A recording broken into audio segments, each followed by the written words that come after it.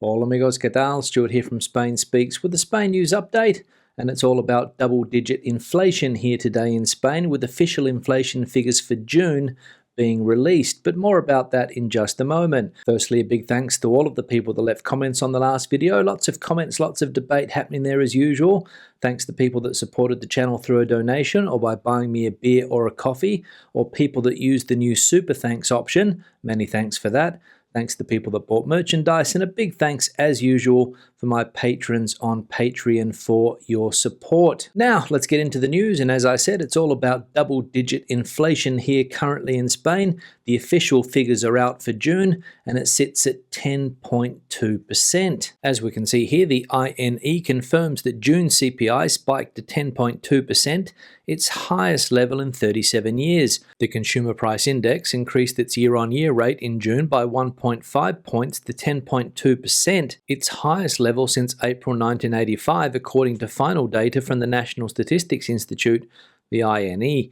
The agency thus confirms the data it advanced at the end of last month, although it has raised the monthly increase by 1/10 of a point from 1.8% to 1.9%, a rate of more than 1 point higher than that of the previous month and its highest rise in a month of June since 1977. So there we go. We have to go all the way back to 1977 to see a similar increase for the month of June when it comes to inflation. 1977. I remember it well. So the question now turns to which products are rising the most and creating this high inflation. Well, as we can see here, fruit, petrol and hotels saw more than 10% in a month and drive inflation higher.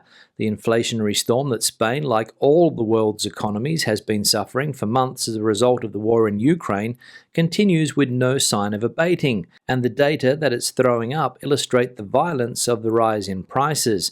The INE has confirmed the 10.2% year-on-year rise estimated for the month of June, and the details of the composition of the rise leave figures from another era. 4 items show price rises of more than 10% in 1 month. These are package holidays, up 17%, liquid fuels, up 13.8%, fresh fruit, up 11%, and petrol, up 10.8%.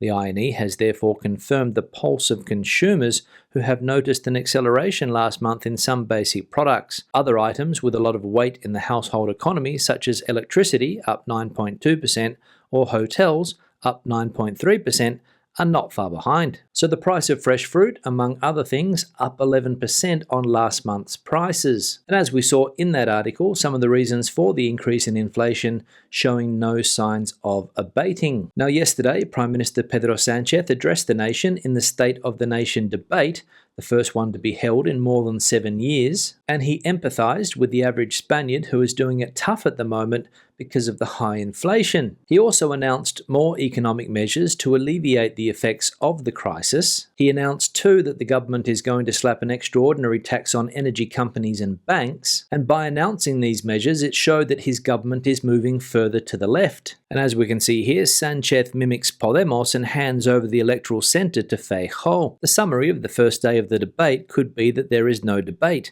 The president of the government made a speech for his coalition partners, who voraciously applauded the measures announced by the president.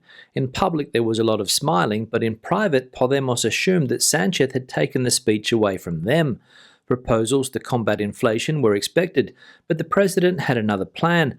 After days of tension with Podemos, his aim yesterday was to pacify the coalition and, in the process, to appropriate the speech of the Purple Party. So Sánchez stealing Podemos's thunder yesterday by announcing those economic measures, and some members of the government, you could see it on their faces, were not happy, especially Yolanda Díaz. Now, with COVID-19 numbers again high here in Spain at the moment, as we saw last week, we're currently in the 7th wave of the pandemic, and the talk is now about the 4th dose of the COVID-19 vaccine and when the general population is going to have access to it. So when will the 4th dose of COVID-19 vaccination begin in Spain? Who is known, but when is still unknown.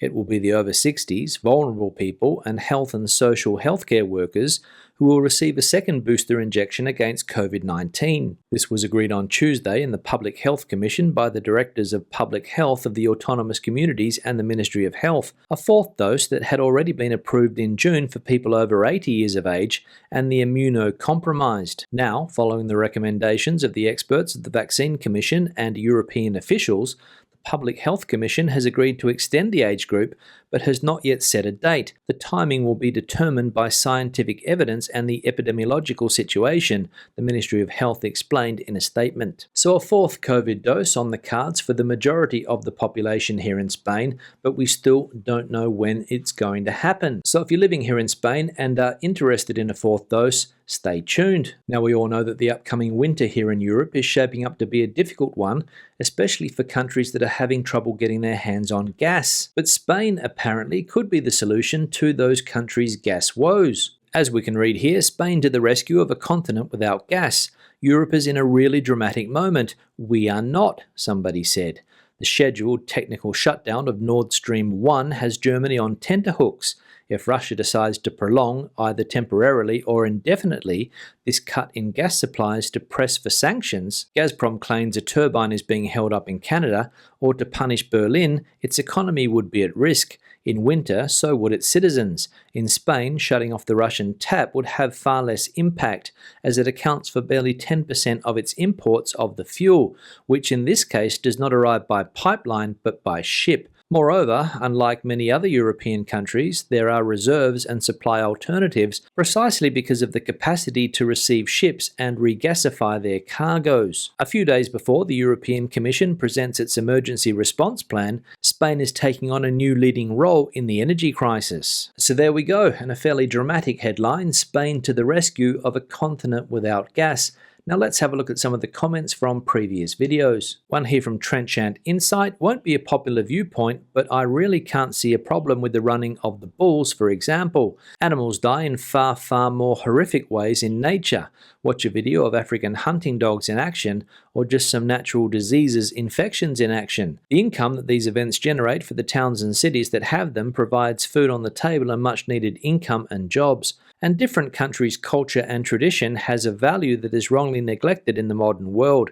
I'm not a fan of bullfighting, but that is something for Spaniards to consider. Yeah, Trenchant Insight, thanks for the comment and thanks for sharing your views on the subject of the running of the Bulls Festival. I put the question out there the other day whether these festivals still have a place in the 21st century, given that they do involve cruelty to animals. And you seem to be highlighting in your comment that the economic value that these festivals bring outweigh everything else. But this is something that I disagree with, because there are other festivals here in Spain, for example the local ones that we have here, no bulls involved, and there are plenty of people out and about enjoying the festivities. And you're right, animals do die in far more horrific ways in nature, but the running of the Bulls Festival is not nature. It's purely for human enjoyment, and the animals are there to provide a show. One here from Gerald: not all bulls are killed, some are pardoned. Those bulls killed in the ring are done so quickly with a final coup de grace. It's a more noble death for the animal than a slaughterhouse. Bullfighting is in the Spanish blood. Viva la tradición. Yeah, Gerald, thanks for the comment, and again, thanks for sharing your point of view. Some interesting points that you raised there. Firstly, that some bulls are pardoned. That's nice of the bullfighter to pardon some of the bulls. And the second thing you mentioned, that bulls die a quick death at the hands of the bullfighter in the ring. Unfortunately, that is not always the case. The matador doesn't always get it right the first time, and sometimes it takes 3 or 4 attempts to finish the bull off. And when you say that bullfighting is in the Spanish blood, what exactly does that mean? One here from Dave, St. Pete to Madrid: the mass transit system here in Madrid is top-notch. Trains and buses can take you anywhere you need to go in the city. There's a bus to the airport, €1.50, with a 5-minute walk from El Piso. Another bus will take you directly to the train station. The metro and the buses are clean, safe, air-conditioned and affordable. If you're over 65 years old, the monthly unlimited ride pass is a whopping €3.50. Sure beats buying petrol. Dave. Yeah, Dave, thanks for the comment, and you're absolutely right. The public transport system in Spain's capital, Madrid, is second to none in my opinion, and also yours. There's a good bus system, there's a good train system, there's a good underground system, and as you said, it's clean, affordable, air-conditioned, and most importantly, safe. And another positive that you mentioned is that it's not expensive. And now that the government is subsidising 100% some public transport in this country, who needs a car? One here from Paul. Great stuff as always, Stu. Agree, some of these traditions need a rethink. You make a good point about visiting northern Spain. Some of us just yearn for the sea. We are spoilt for choice with low-cost airlines. It's made such a difference. Yeah, Paul, thanks for the comment, and you're right. My position on some traditions here in Spain is that they need a rethink. But then again, who am I to tell the locals what to do? And when it comes to the northern part of Spain, as you guys know, it is my favourite part of the country. I absolutely love the green change. And don't get me started on the food choices when it comes to northern Spanish cuisine. And when it comes to the last thing that you mentioned in your comment, low-cost airlines, you're right. They've changed the way people get around, and a lot more people have access to international travel than they did 30 years ago. And finally, one here from Elena. Are there good ideas of how to escape heat in Madrid other than visiting air-conditioned museums and shopping malls? Coming for a week on July the 21st. Yeah, Lena, thanks for the comment. And the only way that you can escape the heat in a city like Madrid in the month of July is to do things early in the morning. For example, get up early, get out and about, do the things that you need to do before 2 o'clock, then have a nice lunch in an air-conditioned restaurant, then go back to the hotel or your accommodation and have a siesta. Then at around 8 or 9 p.m, have a look through the window and see if there's any activity in the streets, because that's when the majority of Madrileños start to come out on hot days in July. Then at about 9:30 or 10 p.m, you can make your way out into the street again, find a nice terraced area, sit down, have a drink, and have something to eat. A nice tapas meal, for example, as the sun goes down. Finish that off with a nice gin tonic at around 11 p.m, then go for a walk around the city. There'll be plenty of people out and about, then back to your accommodation, sleep it off, and then up again the next day to do the same thing. Because basically from 1 p.m. to 9 p.m, there's not a lot you can do outside in the month of July here in Madrid. On that note, I'll wrap the video up. Questions and comments, please leave them in the section below.